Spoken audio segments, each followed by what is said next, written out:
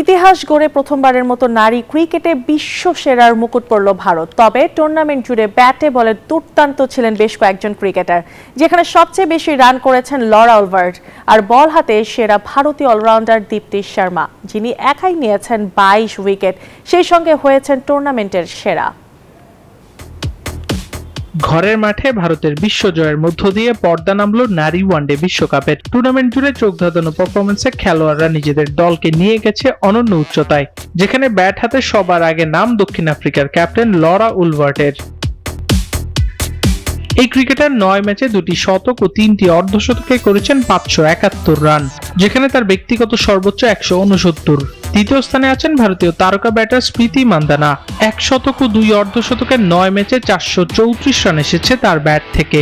মান্দানার চেয়ে 106 রান কমে তৃতীয় স্থানে রয়েছেন অস্ট্রেলিয়ান অলরাউন্ডার অ্যাশলে গার্ডনার। এই তালিকায় চতুর্থ ও পঞ্চম স্থানে আছে পত্রিকা রাভাল ও ফোবি লিচফিল্ড। অন্যদিকে বল হাতে দাপট ভারতীয় অলরাউন্ডার দীপ্তি শর্মার।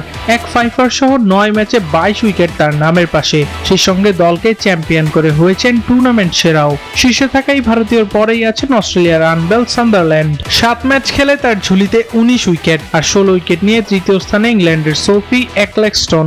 9 ম্যাচে 14 উইকেট নিয়ে তালিকায় চতুর্থ স্থানে অবস্থান নাল্লাপুর রেড্ডির। তার চেয়ে 1 উইকেট কম নিয়ে পঞ্চম স্থানে রয়েছেন আলানা কিং।